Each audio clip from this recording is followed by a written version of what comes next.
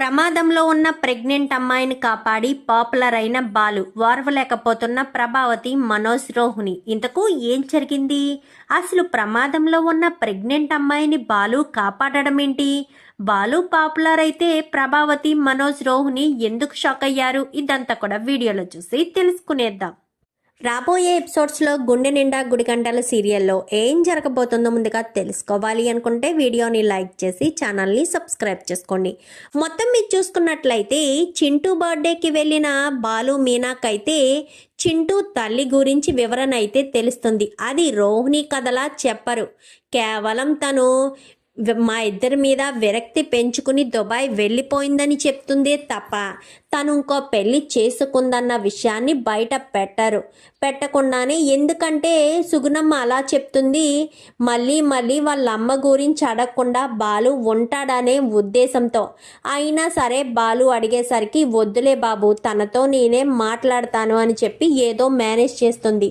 ఇంకా cake cutting చేసిన తర్వాత బాలు మీనా, మేము మీకు ఉన్నామన్న విషయం మీరు మర్చిపోకండి. మీకు ఎప్పుడు ఏ క్షణాన ఏ టైంలో ఎలాంటి కష్టం వచ్చినా కానీ మాకు ఫోన్ చేయండి, క్షణాల్లో మేము ముందుంటాము అని చెప్పి బాలు మీనా అయితే చెప్పి వెళ్ళిపోతారు. ఇంకా రోహిణి లోపలికి రావడంతో వాళ్ళ అమ్మ మీద విరుచుకు పడుతుంది. అసలు నన్ను ఎలా కూడా బ్రతకనివ్వవా, నడి రోడ్డు మీద నన్ను నిలబెట్టేస్తావా అని చెప్పనేసరికి, ఏం మాట్లాడుతున్నావే, ఎవరూ లేని టైంలో మాకు ఆ అండగా ఉన్నది వాళ్ళే. కన్న తల్లిగా నువ్వు వాడి మీద ప్రేమ చూపించడంలో అర్థం ఉంది. వాళ్ళకి చింటూ ఏమవుతాడని ప్రతి క్షణం చింటూ ఆనందం కోసం వాళ్ళు ఆలోచిస్తున్నారు. వీలైనంత తొందరగా మీ ఇంట్లో చెప్పి చింటూని ఇంట్లోకి తీసుకువెళ్తే చాలా బాగుంటుంది. లేదంటే బాలుకి నేను నిజం మొత్తం చెప్పేయాల్సిన పరిస్థితి వస్తుంది అని చెప్పి సుగుణమ్మ చెప్పడంతో, ఆ పని మాత్రం చెయ్యకమ్మా అంటూ ఇంకా రోహిణి బయలుదేరిపోతుంది. మీనా బాలు ఆలోచించుకుంటారు. చింటూ గురించి ఆలోచిస్తారు దారంతా. ఎట్టి పరిస్థితుల్లో చింటూకు అన్యాయం జరగకూడదు, చింటూని మనమే దత్తత తీసుకుందాము, అందరినీ ఒప్పిద్దాము అన్న ఉద్దేశంతో మొదటిసారిగా ఇంకా ఇంట్లో చెప్పాలి అని ఇంట్లో చెప్తారు. చెప్పేసేసరికి, మీరిద్దరూ తీసుకున్న నిర్ణయం నాకు తప్పుగా అనిపించడం లేదు అని చెప్పి సత్యం చెప్తాడు. ఎవరికైనా సహాయం చేయాలన్నా, ఎలాంటివేమైనా చేయాలన్నా సత్యానికి వెనక ముందు ఆడే మనిషి కాదు కదా. సో సత్యం సరేనని చెప్పేసరికి, నేను ఒప్పుకోను అంటూ ప్రభావతి అంటుంది. మా నాన్నే ఒప్పుకున్నప్పుడు నువ్వెందుకు ఒప్పుకోవు ప్రభావతమ్మ అని చెప్పనేసరికి, ఆయన వాళ్ళ అమ్మే వాడిని వద్దనుకుంటుంది, మీకెందుకురా వాడి గురించి అనగానే, వాళ్ళమ్మ వద్దనుకుంటుంది కాబట్టే నేను కావాలనుకుంటున్నాను. వాడికి ఎలాంటి నష్టం కలగకూడదు అనుకుంటున్నాను. వాడు బాల్యం సంతోషంగా ఉండాలే తప్ప బాధపడుతూ ఉండడం నాకు ఇష్టం లేదు అని చెప్పి ఇంకా బాలు మీనా ఇద్దరు కూడా మాట్లాడుతూ ఉంటారు. మాట్లాడితే ప్రభావతి ఒప్పుకోదు, కానీ ఒప్పించే ప్రయత్నం చేద్దాంలే అని చెప్పి, సరే నువ్వు ఆలోచించుకుని చెప్పు, వాడిని మేము దత్తత తీసుకుందామని అనుకుంటున్నాము, ఇష్టమైతే ఇంట్లో ఉంటాము, ఇష్టం లేకపోతే వెళ్ళిపోతాము అని చెప్పాను. కానీ వెళ్ళిపోండి అంటూ ఇంకా ప్రభావతి అనేసరికి, వాళ్ళ బరువు నువ్వేం మోస్తున్నావు, ఇంకా నీ బరువునే వాళ్ళు మోస్తున్నారు. ప్రతి క్షణం నువ్వు పెట్టే టార్చర్ని మీనా భరిస్తూనే ఉంది, ఇంకా వాళ్ళ గురించి తప్పుగా మాట్లాడతావా అంటూ సత్యం తిడతాడు. ఎప్పుడు నన్నే అంటారు, అయినా ముక్కు మొహం తెలియనోడిని మన ఇంటికి దత్తత తెచ్చుకోవడం ఏంటి, అయినా మన ఇంట్లో చిన్నపిల్లలు ఎవరూ లేరు కదా అనగానే, లేని మూలనే వాడికి లైఫ్ ఇవ్వాలి అనుకుంటున్నారు బాలు మీనా, అది అర్థం చేసుకో ముందు అని చెప్పి ఇంకా చెప్పేసరికి, ఏదేమైనా నేను ఒప్పుకోను అంటూ ప్రభావతి భీష్మించు కూర్చుంటుంది. సర్లే మామయ్య గారు ఒప్పిస్తారు, తర్వాత చూద్దాము అని చెప్పి, సరే మీరు ట్రిప్ ఉందన్నారు కదా వెళ్ళండి, నాకు పూలు ఇచ్చే పని ఉంది అని చెప్పి మీనా బాలు ఎవరికి వాళ్ళు వెళ్ళిపోతారు. వెళ్ళిపోయిన తర్వాత ప్రభావతి కూర్చుంటుంది. ఈ దత్తత కార్యక్రమం అని అంతా చెప్పింది కదా రోహిణి విని, ఎలా అయినా ప్రభావతి మనసుని మార్చాలి, దత్తత కార్యక్రమం పెట్టకూడదు అన్న ఉద్దేశంతో ప్రభావతి దగ్గరికి వస్తుంది. వచ్చేసరికి, ఏంటత్తయ్య రాత్రి నేను వచ్చేసరికి బాలు మీనా ఏదో దత్తత అది ఇది అంటున్నారు, ఎవరి గురించి అత్తయ్య? అదే ఆ ముసలమ్మను ఆ మనవడు వచ్చేవారు కదా, వాళ్ళమ్మంట వాడిని కనిపాడేసి వెళ్ళిపోయిందంట. అందుకని వాడిని వీళ్ళు తీసుకొచ్చి దత్తత చేసుకుంటారంట అని చెప్పనేసరికి, ఏంటత్తయ్య ఏంటి మీరు మాట్లాడేది? ఎవరికో పుట్టిన అబ్బాయిని తీసుకొచ్చి బాలు మీనా దత్తత తీసుకోవడం ఏంటి? చూసేవాళ్ళు ఏమనుకుంటారు అని చెప్పనేసరికి, అదే కదా నేను చెప్తున్నాను, కానీ మీ మావయ్య గారికి మాత్రం అర్థం కావట్లేదు. వాళ్ళు ఎప్పుడు ఏ నిర్ణయం తీసుకున్నా మంచి నిర్ణయమే తీసుకున్నారని సపోర్ట్ చేయడం బాగా అలవాటు కదా మీ మావయ్య గారికి, అందుకని సపోర్ట్ చేస్తున్నారు అనగానే, మీరు అస్సలు ఒప్పుకోవద్దత్తయ్య. అసలు వాళ్ళని వీళ్ళని తీసుకొచ్చి దత్తత తీసుకోవడం ఏంటి? ఏ మీనా బాలుకి పిల్లలు పుట్టరా? ఎవరికో పుట్టిన వాళ్ళని ఎవరో ఏంటో వాళ్ళ తల్లి ఎవరో తండ్రి ఎవరో తెలియని వాళ్ళని దత్తత తీసుకోవడం ఏంటత్తయ్య? మన పరువు పోతుంది కదా అని చెప్పి ఇంకా ప్రభావతికి ఇంకాస్త రోహిణి అగేస్ చేసేసరికి ప్రభావతి ససేమిరా ఒప్పుకోనని భీష్మించి కూర్చుంటుంది. సర్లే అని చెప్పి ఇంకా వాడికి ఏదో రకంగా సహాయం చేయాలి. ఒకవేళ వాడిని దత్తత చేసుకుని ఇంటికి తీసుకొచ్చినా మీనా ఉండదు, నేను ఉండను, నేను బయటికి వెళ్తాను, మీనా పూలు అమ్ముకోవడానికి వెళ్తుంది. ఆ సమయంలో ప్రభావతమ్మ వాడిని ఏదైనా అనరాని మాట ఏమన్నా అన్నా వాడిని ఇక్కడికి తీసుకొచ్చి బాధ పెట్టిన వాళ్ళం అవుతాము. అలా ఎందుకు అవ్వాలి అని చెప్పి ఇంకా సైలెంట్ అయిపోయి అప్పుడప్పుడు వెళ్ళి వాడికి మనకు తోచిన సహాయం చేసొద్దాం మీనా, అంతకు మించి ఏం చేయలేము. ప్రభావతమ్మ మామూలుది కాదు, ఎవరినైనా మనసు బాధ పెట్టేస్తుంది. అసలే తన తల్లి తనకు దూరంగా ఉందని బాధపడుతున్న వాడిని ఇంకా బాధ పెట్టిన వాళ్ళు అవుతాము. అయినా వాణ్ణి చూసుకుంటేనే కదా సుగుణమ్మ గారు ఏదో సంతోషంగా 4 మెతుకులు తినగలుగుతున్నారు. వాణ్ణి కూడా మనం తెచ్చేసుకుంటే ఆవిడ ఒంటరిది అయిపోతుంది కదా అని చెప్పాను. కానీ ఆ మాట నిజమే కదండి, వాడికి మంచి జీవితం ఇవ్వాలి అనుకున్నాం, కానీ ఆవిడ ఉన్నంతకాలమైనా వాడు ఆవిడ దగ్గర సంతోషంగా ఉండాలి అని మనం కోరుకోలేదు. రేపు ఏదైనా జరగరాంది జరిగితే అప్పుడు ఆలోచిద్దాంలేండి అని చెప్పనేసరికి, అలాగే మీనా అని చెప్పి, సరే మీనా, నేను ఈ రోజు నుంచి ఒక మంచి కార్యం చేయాలనుకుంటున్నాను. ఏంటి అనగానే, మొన్న ఒక సినిమాలో చూశాను, గర్భిణీ స్త్రీలకు ఉచితంగా కారు అది ఇవ్వడం జరుగుతుందంట.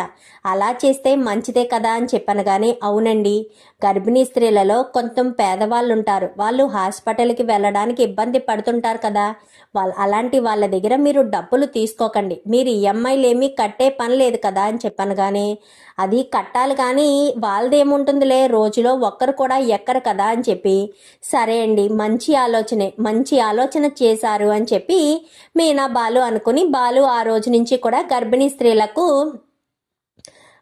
కారులో డబ్బులు ఎవరి దగ్గర తీసుకోకుండానే అలా నడుపుతూ ఉండేసరికి, ఏంట్రా నువ్వేదైనా గొప్పవాడు అయిపోదాం అనుకుంటున్నావా? గర్భిణీ స్త్రీలకు ఉచితమని కారు వెనకాల రాసావంట, మొన్న కామాక్షి చూసి చెప్తుంది అనగానే, తప్పేముంది? అవును, గర్భిణీ స్త్రీలకు ఉచితమనే రాశాను, తప్పేం కాదు కదా అని చెప్పనేసరికి, గర్భిణీ స్త్రీలని కాదు, తాగుబోతులకు ఉచితమని రాయాల్సింది అనగానే, అవునరా, పార్కులో ఖాళీగా కాలక్షేపం చేసేవాడికి ఉచితమని, గుడి ముందు అడుక్కునే వాళ్ళకి ఉచితమని, మరి తమ్ముడు భార్య నగలు తీసుకెళ్ళి అమ్మేసుకునే వాడికి ఉచితమని రాయమంటావా అని చెప్పనేసరికి, ఏంటి బాలు ఏం మాట్లాడుతున్నావు అనగానే, మరి నీ మొగుడేం మాట్లాడుతున్నాడో నీకెనబడట్లేదా పార్లలమ్మ? నా కారు నా ఇష్టం, నేను గర్భిణీ స్త్రీలకే రాస్తానో తాగుబోతులకే రాస్తానో అది నా ఇష్టం. ఇప్పుడు నేను తాగడం లేదు, అయినా సరే మీరు అనకుండా ఉంటున్నారా? అలాగే వాడు ఇప్పుడు ఏం చేయకపోయినా నేను అంటూనే ఉంటాను. మా నాన్నకి ఇవ్వాల్సిన 40 లక్షలు కూడా ఇవ్వాలి, ప్రతి నెల 50,000 ఇస్తాము అని చెప్పారు కదా, 1వ తారీఖు వస్తుంది, 50,000 రెడీ చేసుకోండి అని చెప్పనేసరికి, ఇస్తాము, ఇవ్వకుండా ఏం చేస్తాము అని చెప్పాను. కానీ ఇవ్వకపోతే ఏం చేస్తారులే అని చెప్పనేసరికి నాకెందుకో డౌట్ వస్తుంది. ఇవ్వకపోతే ఏం చేస్తాము అంటున్నావంటే, ఆ 40 లక్షలు మీ దగ్గరే ఉన్నాయే ఏంటి? మీరిద్దరూ చెప్పకుండా ఆ బిజినెస్లో పెట్టింది ఈ 40 లక్షలేనా అని చెప్పాను. కానీ బాలుకి నిజం తెలియకుండా మాట్లాడినా కరెక్ట్గా మాట్లాడాడు అని చెప్పి రోహిణి అనుకుని, ఏం మాట్లాడుతున్నావు బాలు, నేను మా నాన్నని అడిగి తీసుకొచ్చాను కదా డబ్బులు, పైగా అలా మాట్లాడతావేంటి అని చెప్పనేసరికి, సర్లే పార్లలమ్మ, నీతో నాకెందుకులే గొడవ, కానీ నాకు అర్జెంటు ట్రిప్ ఉంది మీనా, భోజనం పెడితే నేను వెంటనే ట్రిప్కి వెళ్ళాలి, వాళ్ళు నా కోసం వెయిట్ చేస్తూ ఉంటారు అనగానే, రండి భోజనం చేద్దురు కానీ అని చెప్పి మీనా కాస్త బాలుని తీసుకుని భోజనం దగ్గరికి వెళ్ళిపోతుంది. అమ్మ మీనా నాకు పెట్టేయని చెప్పి అందరూ కూడా వచ్చి కూర్చుంటారు. అందరూ వచ్చి కూర్చునేసరికి రవి శృతి కూడా ఉంటే బాగున్ను అని చెప్పాను. కానీ వాళ్ళు ఈ టైంలో అక్కడే కదా ఉంటారు అనగానే, అవును మీరు ఈ టైంలో షాప్లోనే కదా ఉండాలి, మరి ఇంకా ఈరోజు షాపు తీయకపోవడం ఏంటి అని చెప్పాను. కానీ పండగ వస్తుంది కదా మీనా, అదంతా డెకరేట్ చేద్దామని క్లీన్ చేయించి డెకరేట్ లోపలంతా క్లీనింగ్ చేస్తున్నారు. షాప్ ఓపెన్లోనే ఉంది కానీ షటరే డౌన్లో పెట్టేశాము. ఇప్పుడు మేము వెళ్ళిన తర్వాత క్లీనింగ్ అయిపోతుంది, మేము అప్పుడు ఆఫ్టర్నూన్ ఓపెన్ చేస్తాము అని చెప్పనేసరికి, ఓహో సరే అని చెప్పి ఇంకా భోజనాలు చేసేస్తారు. భోజనం చేసేసరికి బాలు ట్రిప్కి వెళ్ళిపోతాడు. ట్రిప్కి వెళ్ళిపోవడంతో ఇంకా ఒక గర్భిణీ స్త్రీ పాపం చాలా ఇబ్బంది పడుతూ ఉంటుంది. ఇంట్లో వాళ్ళు అదే సమయానికి ఆయన భర్త పనికి వెళ్ళడంతో గర్భిణీ స్త్రీ ఒక బాబు ఇద్దరు కూడా రోడ్డు మీదకి రావడంతో కొంచెం నొప్పులు వచ్చేస్తూ ఉంటాయి. పాపం రోడ్డు మీదే పడిపోయి నొప్పులు పడుతూ ఉంటుంది ఆవిడ. అయ్యో ఎవరు ఈవిడ ఇలా నొప్పులు పడుతుంది, అమ్మ ఎక్కడికి వెళ్ళాలమ్మా అనగానే, మా అమ్మకు నొప్పులు వస్తున్నాయి అంకుల్ అని చెప్పి పక్కనున్న కుర్రగాడు చెప్తూ ఉంటాడు. కరెక్ట్గా వాడు చింటూలా ఉంటాడు. అవునా రామ్మ నేను తీసుకువెళ్తాను అని చెప్పనేసరికి కరెక్ట్గా తీసుకువెళ్దాం అనుకునేసరికి తీసుకుని కారులో ఎక్కించుకుంటాడు. కారులో ఎక్కించుకునేసరికి ఆ ఎదర చిన్న గొడవ ఏదో జరగడంతో ట్రాఫిక్ జామ్ అవుతుంది. ట్రాఫిక్ జామ్ అవ్వడంతో ఏం చేయాలి, ఈవిడకేమో నొప్పులు వచ్చేస్తున్నాయి. ఆ ట్రాఫిక్ జామ్లో కారు ముందుకి సాగదు. ఏం చేయాలో అర్థం కాక ఇంకా బాలు, అమ్మ కొంచెం మీరు ఓపిక పడతానంటే నేను మిమ్మల్ని మోసుకుని వెళ్తాను, ఎందుకంటే ఎదర ట్రాఫిక్ జామ్ అయింది, గొడవ ఏదో జరుగుతుంది, మీకేమో నొప్పులు వస్తున్నాయి. నా చెల్లెలైతే నేను సహాయం చేయనా, ఒక అన్నలాగే భావించి నేను ఎత్తుకుంటాను, సపోర్ట్ చేస్తావమ్మా అనగానే, చాలా థ్యాంక్స్ అన్నా, ఇలాంటి పరిస్థితిలో వదిలేసి వెళ్ళిపోకుండా నేను నీకు సహాయం చేస్తాను అంటున్నావు అని చెప్పి ఆ నొప్పులు పడుతూనే నమస్కారం చేసేసరికి, ఏం కాదమ్మా కొంచెం సపోర్ట్ చెయ్యి అని చెప్పి ఇంకా కొంచెం ఈ చివరికి వచ్చేసరికి బాలు కాస్త ఎత్తుకుంటాడు. బాలు ఎత్తుకున్నవాడు ఆవిడ కొంచెం సన్నంగా ఉండడంతో ఎత్తుకున్నవాడు కాస్త అక్కడ అవి ఇవి ఫుట్పాత్ అన్నీ కూడా దాటుకుని వెళ్ళిపోతూ ఉంటాడు. ఈ లోపు అక్కడ గొడవ జరుగుతుంది కదా, మీడియా వాళ్ళు చూడండి అక్కడ ఎవరో గర్భిణీ స్త్రీని ఎత్తుకుని వెళ్తున్నారు, ఆ గర్భిణీ స్త్రీ వాళ్ళ ఆవిడేమో అని చెప్పి అనుకుంటూ వెనకాల పరుగులు పెడుతున్న కుర్రవాడిని అడుగుతారు. అతను మీ నాన్న అని చెప్పాను. కానీ కాదండి అతను కారు డ్రైవరు, మా అమ్మకు సహాయం చేస్తున్నారు అని చెప్పి ఆ కుర్రోడు చెప్పేసేసరికి, వావ్ మానవత్వం ఇంకా చనిపోలేదు. ఎవరో కారు డ్రైవరు తన కారులో ఎక్కిన ప్యాసింజర్ని తన చేతుల మీద ఎత్తుకుని మరీ హాస్పిటల్ దగ్గరికి తీసుకువెళ్తున్నాడు. ఆ దృశ్యాలు చూస్తున్నారా, గర్భిణీ స్త్రీ అంటే ఎంత బరువు ఉంటుంది, భార్యని ఇంట్లో వాళ్ళని పట్టించుకొని ఈ రోజుల్లో ఆయన చూసారా తన చేతుల మీద ఎంత లోపల నుంచి తీసుకొస్తున్నాడో. ఆ చివర ఉంది కారు, హాస్పిటల్ ఈ చివరుంది, ఇక్కడి నుంచి అక్కడికి వెళ్ళాలంటే సుమారు ఒక అరగంట సేపు అయినా ఆవిడ్ని అలా బరువు అనుకోకుండా రెండు చేతుల మీద ఎత్తుకుని తీసుకువెళ్ళాలి. కవర్ చేయండి ఇదే బ్రేకింగ్ న్యూస్ అని చెప్పి ఇంకా ఫ్లాష్ న్యూస్ అనుకుంటూ ఇంకా అతను వెంటే పరుగులు పెడుతూ ఉంటారు. మాట్లాడించే ప్రయత్నం చేయకండి, ఎందుకంటే ఆయన ఆవిడ్ని బరువుతో మోసుకుని వెళ్తున్నారు కాబట్టి మాట్లాడించే ప్రయత్నం చేయకండి అని వెనకాలే కెమెరాలు పట్టుకుని ఇంకా పరుగులు పెడుతూ ఉంటారు. ఇంకా బాలు చాలాసేపు ఓపిక పడతాడు, ఎందుకంటే ఒక పిల్లవాడిని ఎత్తుకోవడమే చాలా కష్టమైపోతున్న ఈ రోజుల్లో గర్భిణీ స్త్రీని మోసుకొని, అది నడిచి కూడా కాదు పరుగులు పెట్టుకుంటూ వెళ్ళడం అయితే చాలా గొప్ప విషయమే కదా. అందరూ కూడా అలా ఆశ్చర్యపోయి చూస్తూ ఉంటారు.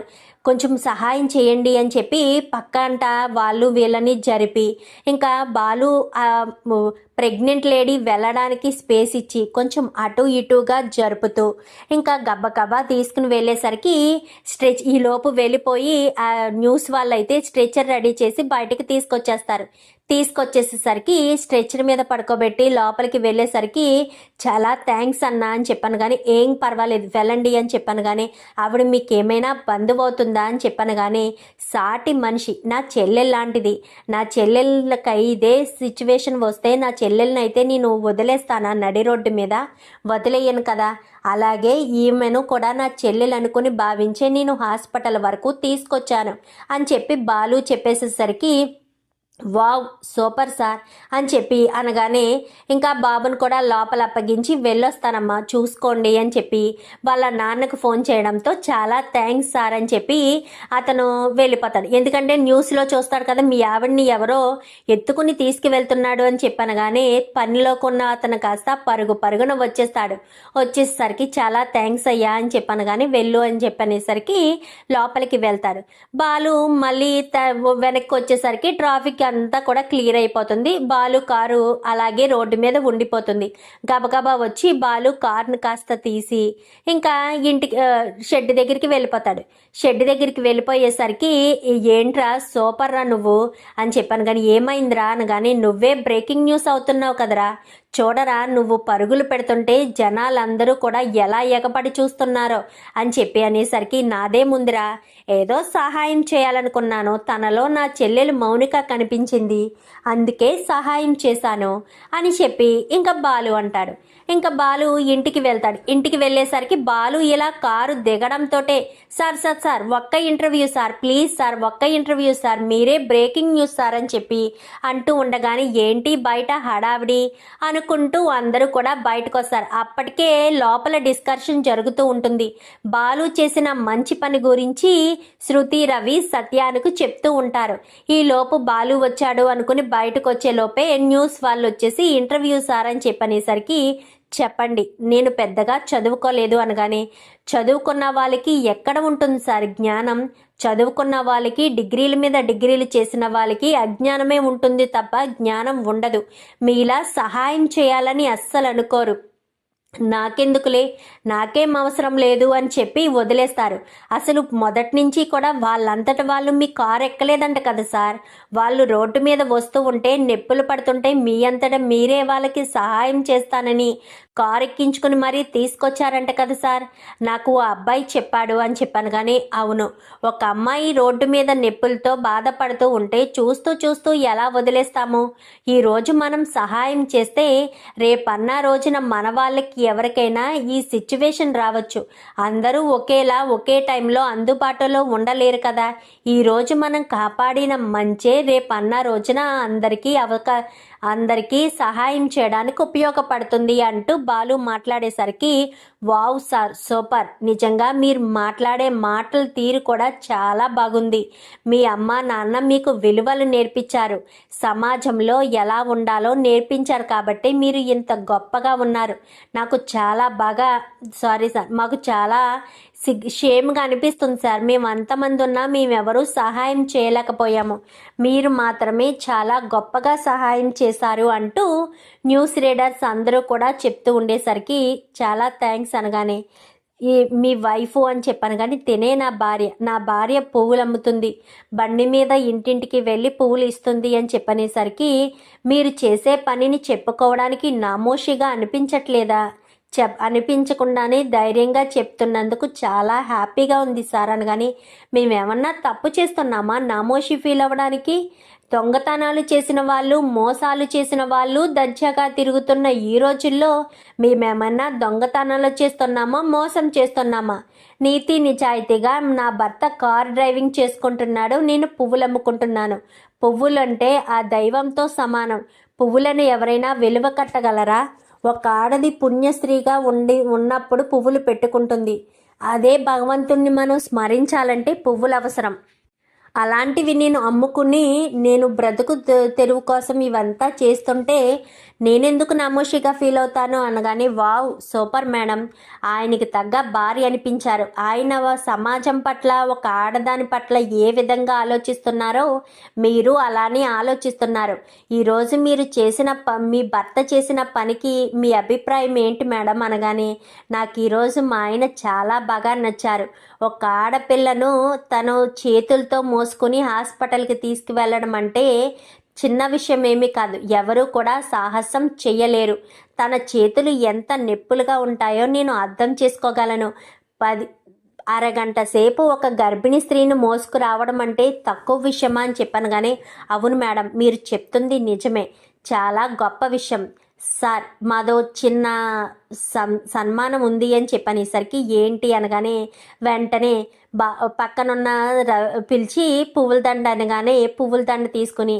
మేడం మీరు ఈ పూలదండని సార్ మెడలో వేయండి అని చెప్పనేసరికి మెడలో వేసేసరికి ఒక 2 ఫోటోలు తీసుకుంటాం సార్ అని చెప్పాను కానీ తీసుకోండి అనగానే 2 ఫోటోలు తీసుకుని నమస్కారం చేస్తున్నట్టు ఫోటోలు తీసుకునేసరికి చాలా థ్యాంక్స్ సార్, మీరు ఇలాగే సమాజం పట్ల విలువలతో ఉండండి, మిమ్మల్ని చూసి మరికొంతమంది నేర్చుకునే అవకాశం ఉంది అని చెప్పి ఇంకా వాళ్ళు వెళ్ళిపోతారు.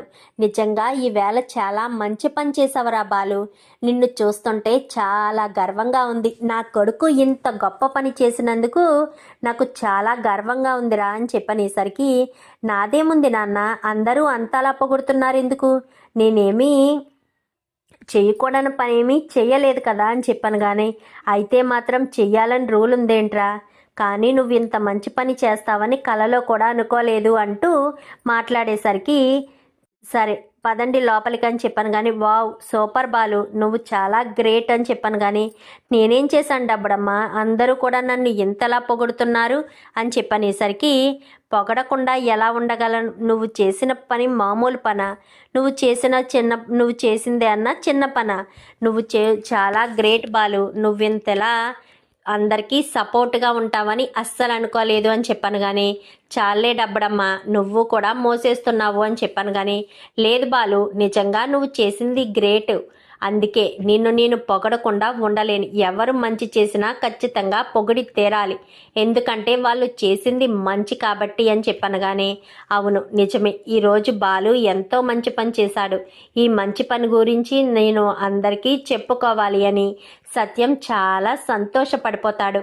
సత్యం సంతోషపడిపోయేసరికి రండి మీకు దిష్టి తీస్తాను అని చెప్పనేసరికి ఏంటత్తయ్య ఏదో బాలు చిన్నదేదో చేశాడని ఓ తెగ ఆకాశానికి ఎత్తేస్తున్నారు అనగానే అంతే వీళ్ళంతే, అంతకు మించి ఏం చేస్తారు, ఏదో వాడు ఓ గర్భిణీ స్త్రీని మోసుకొచ్చింది ఇందుకోసం అయ్యి ఉంటుంది, లేదంటే వాడెందుకు మోసుకొస్తాడు అని చెప్పి మాట్లాడేసరికి అదే అయ్యి ఉంటుంది అత్తయ్య, పాపులారిటీ కోసం అందరి దృష్టిలో మంచి అని అనిపించుకోవడం కోసమే ఇలా చేసుంటాడు బాలు అంతే అని చెప్పనేసరికి మీరు మారరా ఆంటీ, మీరు ఎప్పటికీ మారరా, బాలు చేసింది చాలా మంచి పని అంతే తప్ప నలుగురిలో మంచి అనిపించుకోవాలని నటించవలసిన అవసరం బాలుకు లేదు. బాలు మనస్తత్వాన్ని అర్థం చేసుకోక మొదట్లో నేను తిట్టుకున్నా తర్వాత బాలు ఏంటో నాకు అర్థమైంది. ఎప్పుడైతే మా ఇంటికి వచ్చి నా దగ్గరికి వచ్చి అర్థమయ్యేలా ఎప్పుడైతే బాలు నాకు చెప్పాడో అప్పుడే బాలు మంచితనం తెలుసుకున్నాను. అందుకే బాలుకి ఏం చేసినా సపోర్ట్ చేయాలని అనుకున్నాను. అలాంటి గొప్ప ఆదర్శ భావాలు ఉన్న వ్యక్తిని చూసి మీరు ఈర్ష్యపడుతున్నారు, మీరు ఏమో ఈర్ష్యపడి వాడేం చేశాడులే అంటున్నారు. మీ మనోజ్ చేస్తాడు అలాగా, పోనీ గర్భిణీ స్త్రీ ఇంటికి వస్తే కాసిన్ని డబ్బులైనా ఇస్తాడా, అవతల పొమ్మని బయటికి గెంటేస్తాడు. కానీ బాలు అలాంటి వాడు కాదు, తన దగ్గర ఎంత ఉంటే అంత ఇస్తాడు. గర్భిణీ స్త్రీ అంటే అమ్మ దేవతతో సమానం, కడుపులో ఒక బిడ్డని పెట్టుకుని మరొక ఆ ప్రాణం కోసం తల్లడిల్లిపోతుంది. నాకు ఈ మధ్యనే తల్లి అవ్వడం అంటే ఏంటో తెలుసుకున్నాను అని చెప్పి శృతి కాస్త లోపలికి వెళ్ళిపోయింది. అత్త ఏంటి శృతి, మొన్నేమో డెలివరీ అంటే భయపడ్డావు, ఈరోజు ఏంటి తల్లి అవ్వడం అంటే అంత గొప్పగా చెప్తున్నావు అనగాని ఈరోజు ఒక సీరియల్లో తల్లి మాతృత్వం పట్ల విలువేంటో చెప్పారు, అది నేను డబ్బింగ్ చెప్పాను, అప్పుడే నిర్ణయం తీసుకున్నాను, మనము కూడా పిల్లల్ని కందాం, నాకు కూడా పిల్లలు కావాలి అని చెప్పి ఇంకా శృతి కాస్త చెప్పేసేసరికి వావ్ సూపర్, నీలో కూడా మార్పు వచ్చిందన్నమాట, నాకు చాలా చాలా సంతోషంగా ఉంది శృతి అని చెప్పి రవి అయితే అంటాడు. చూద్దాం మరి రాబోయే ఎపిసోడ్స్లో ఇలాగే జరిగి బాలు చేసిన మంచి పనిని నలుగురు మెచ్చుకోవాలని మీరు కూడా కోరుకుంటే వీడియో నచ్చితే లైక్ చేసి ఛానల్ని సబ్స్క్రైబ్ చేసుకోండి.